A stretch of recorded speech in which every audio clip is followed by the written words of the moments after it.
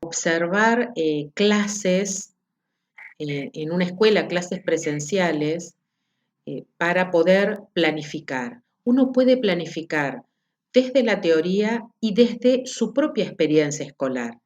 Ustedes tienen una trayectoria como estudiantes de la escuela secundaria, como estudiantes del nivel superior, y eso es lo que toman como conocimiento previo para planificar, ¿sí? Todo eso es conocimiento previo. Vieron que nosotros decimos, revisamos concepciones de aprendizaje. ¿Cómo aprende el estudiante?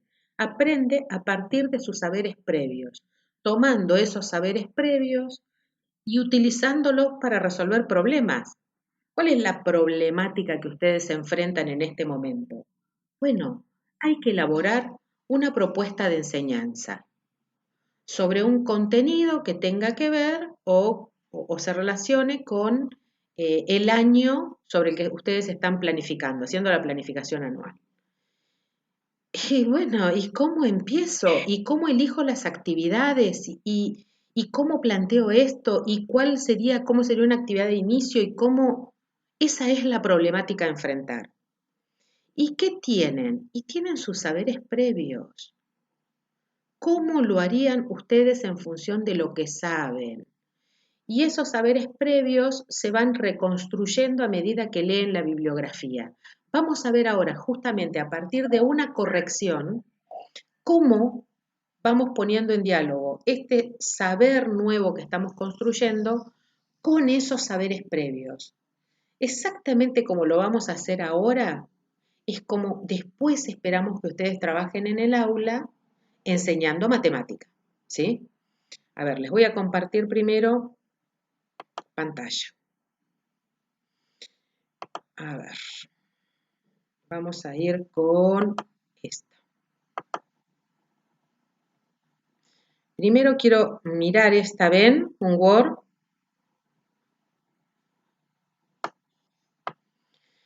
Bueno, en este quise retomar este documento de concepciones porque para destacar de los que corregí, de todos los que corregí, es el único en el que se incluyeron perfectamente las citas. Están perfectamente incluidas las referencias bibliográficas con autor, año de edición del texto de donde se sacó y la página en donde uno encuentra la cita. ¿Sí? Perfecto. Y al final, las referencias bibliográficas completas. Una cuestión que quiero revisar acá.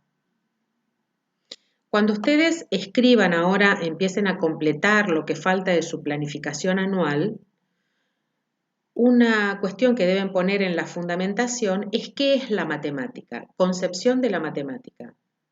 Concepción de la matemática, concepción de enseñanza, concepción de aprendizaje y funciones de la matemática. ¿Para qué enseñamos matemática? Algunas de las cuestiones que tienen que estar en la fundamentación de la planificación anual.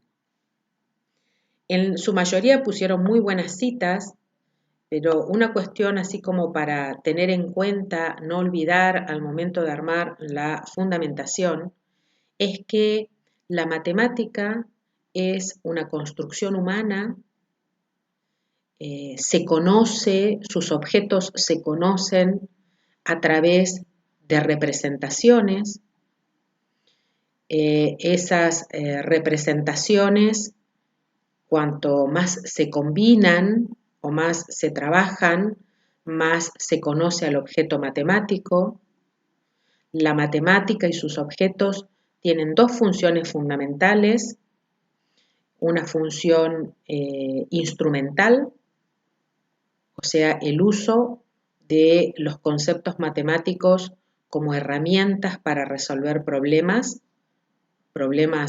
intramatemáticos o extramatemáticos, y una función como objeto matemático. Esto es estudiar qué es el objeto matemático en sí y cómo funciona internamente. Por ejemplo, si uno enseñara ecuaciones, debería enseñar ese objeto matemático ecuaciones como instrumento para resolver problemas, cómo se usa para resolver problemas, y por otro lado, estudiar las ecuaciones como objeto matemático. ¿Qué son las ecuaciones? ¿Cómo se resuelven? ¿Qué propiedades se utilizan? ¿Cómo es su conjunto solución? ¿Qué tipos de conjunto solución se pueden encontrar? ¿Sí? Una concepción de enseñanza. Bueno, muy importante tener en claro qué dicen los diseños curriculares. Los diseños curriculares y los NAP son nuestro norte, la guía que tenemos para orientar nuestras prácticas. Podemos estar de acuerdo o no con las concepciones que plantean los diseños curriculares. Pero ¿qué debemos hacer en el aula? Lo que dicen los diseños curriculares. ¿Por qué? Porque los diseños curriculares son prescriptivos. Si yo no estoy de acuerdo con lo que expresan, de todas formas tengo que hacer lo que dicen los diseños. ¿Sí? Porque son prescriptivos, tienen peso de ley, así que direccionan mi tarea. Y les digo lo que ya les dije en algún momento. Cuando nosotros estamos enseñando, cuando nos paramos en un curso frente a un grupo de estudiantes, cuando nos paramos frente a un grupo de papás en una reunión de padres, nosotros somos el Estado, somos representantes del Estado. En ese momento, en la clase, somos el Estado. Y el Estado ha dado lineamientos educativos que nosotros debemos llevar a la práctica. Somos el brazo del Estado en ese momento. Así que si no nos gusta, si no podemos aceptar lo que dicen los diseños curriculares, sencillamente nos tenemos que dedicar a otra cosa. Eso sería lo moralmente correcto. Dedícate a otra cosa porque si no puedes hacer lo que te dice el Estado y sos el representante del Estado, todo lo que hagas en contra de eso no es correcto. ¿Sí? Así que debemos tomar las concepciones que marca el diseño curricular. ¿Y qué dice el diseño curricular con respecto a la enseñanza de la matemática? Dice que la enseñanza no debe ser expositiva, que tanto el docente como el estudiante tienen que tener un rol activo y el estudiante especialmente un rol activo en su aprendizaje. Y entonces, ¿cuál es la función del docente? Bueno, preparar situaciones de enseñanza en las que el estudiante pueda construir su conocimiento de la misma forma que lo hace un científico. Entonces vos decís, bueno, pero el estudiante no es un científico. No. Pero ¿qué hace un científico? Un científico ante una situación problemática en la que se encuentra, ya sea situación real o situación intramatemática, empieza a arriesgar soluciones, a buscar formas de resolver. Plantea conjeturas, se equivoca, trata de probar esas conjeturas, tira papeles, hace borradores, revisa los errores, sigue intentando. Cuando encuentra una posible solución, dice, bueno, esto se resuelve de tal manera, ¿qué hace? Trata de validar, trata de demostrar que es válido ese proceso. Bien. ¿Y después qué hace? Bueno, una vez que tiene el conocimiento matemático nuevo, el científico presenta organizadamente lo que descubrió y lo publica en una conferencia, en una revista científica, si lo socializa. ¿Qué dicen los diseños curriculares con respecto a la enseñanza? Bueno, dice que el docente tiene que crear situaciones artificiales, porque obvio que lo que cree en el aula no es una situación idéntica a la que experimenta un investigador matemático. No. Es consciente de que el docente va a fabricar una situación ideal para que el estudiante tenga la posibilidad de hacer un trabajo matemático similar al que hace un investigador, ¿sí? Enfrentar un problema, comprometerse con él, buscar formas de resolución, revisar sus errores. Cuando encuentra una solución que cree que es correcta, bueno, tendrá que presentarla en una puesta en común, defenderla, ¿sí?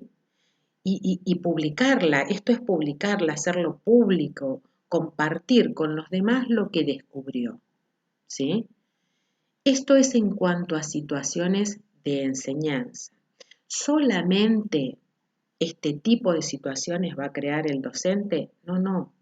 Habrá otras situaciones donde el docente creará o presentará problemas para que los estudiantes encuentren no una nueva regla matemática, sino tal vez para que vean una nueva aplicación de ese concepto que ya descubrieron o definieron antes. ¿Y qué pasa con los ejercicios? ¿Dice algo el diseño curricular con respecto a los ejercicios? ¿Enseñar de esta manera implica no enseñar ejercicios? No. Enseñamos ejercicios, trabajamos con ejercitación, pero los ejercicios no deben ser una mera aplicación. Tiene que haber una reflexión continua sobre lo que se está haciendo. Por ejemplo, ¿por qué cuando vos haces una multiplicación, por ejemplo, de expresiones decimales, de números con coma, como dicen los chicos? No es cuestión de ir y decirle a los chicos, bueno, si ustedes tienen un número con coma, en los dos factores multiplican, hacen la cuenta como si multiplicaran números naturales, cuentan los lugares que hay después de la coma en los dos factores y se lo ponen al producto, ¿sí? Sí, se hace así. El tema es, ¿por qué se hace así? Los chicos tienen que darse cuenta o analizar con el docente por qué se cuentan los lugares después de la coma, por qué se pone la coma en el producto donde se pone, por qué, por ejemplo, cuando uno va multiplicando, vieron que estamos haciendo la cuenta, multiplicamos por el primer dígito de uno de los factores y cuando vamos a multiplicar por el segundo, ponemos una rayita y corremos el siguiente producto un lugar hacia la izquierda. Vamos corriendo hacia la izquierda. ¿Por qué corremos hacia la izquierda? ¿Por qué dejamos un lugar? ¿No podríamos correr hacia la derecha? En realidad, bueno, sí, podríamos correr hacia la derecha, pero eso es otro tema de explicación. La cuestión es que se sepa o que comprenda el estudiante por qué las técnicas matemáticas funcionan como funcionan. ¿Por qué cuando multiplicas fracciones se multiplica numerador por numerador y denominador por denominador? ¿Por qué cuando dividís fracciones se multiplica cruzado, como te dicen los chicos? ¿No se puede dividir numerador por numerador y denominador por denominador? Bueno, algunos docentes dicen que no, que es un error dividir fracciones dividiendo numerador por numerador y denominador por denominador. Y no es un error, se puede resolver así. Tendríamos que analizar bien, pero se puede. Y los chicos tienen que saber por qué lo puedes hacer, en qué casos esa técnica sirve y en qué casos no. La reflexión sobre la técnica matemática es fundamental y eso es algo que el docente debe pensar en el momento de planificar la enseñanza. Así que la enseñanza es un proceso estratégico de toma de decisiones del docente, decisiones para elegir los mejores recursos, las mejores actividades para favorecer el aprendizaje de los estudiantes. ¿Y qué es el aprendizaje? Bueno, para tener una concepción de aprendizaje, tengo que irme a teorías psicológicas. ¿Qué se entiende por aprendizaje? El aprendizaje es una construcción mental, adherimos a la postura de Piaget, de Vygotsky, ¿sí? Pensar que el estudiante no aprende por repetición, repitiendo estrategias que el docente comparte, sino que debe ser capaz de relacionar los conocimientos previos que tiene con las situaciones que intenta resolver y con eso encontrar estrategias nuevas de resolución que se van a transformar al final de cuentas en un conocimiento nuevo. Y las funciones de la matemática. Una de las funciones principales de la matemática es interpretar situaciones problemáticas en cualquier contexto. Pueden ser situaciones problemáticas de la vida real. La matemática no es solamente un conjunto de técnicas. El estudiante debe ser capaz de seleccionar entre sus saberes aquellos que sirven para enfrentar una situación y también darse cuenta qué conocimientos matemáticos no sirven para enfrentar una determinada situación. Por otra parte, la matemática enseña una forma particular de pensar, de ver la vida. El razonamiento deductivo transferido a la vida hace de las personas críticas, ¿sí? Que uno no acepta las imposiciones sociales porque te las dicen y nada más. Vas a pedir que te demuestren lo que te están diciendo. Y eso es una forma de enfrentar la vida.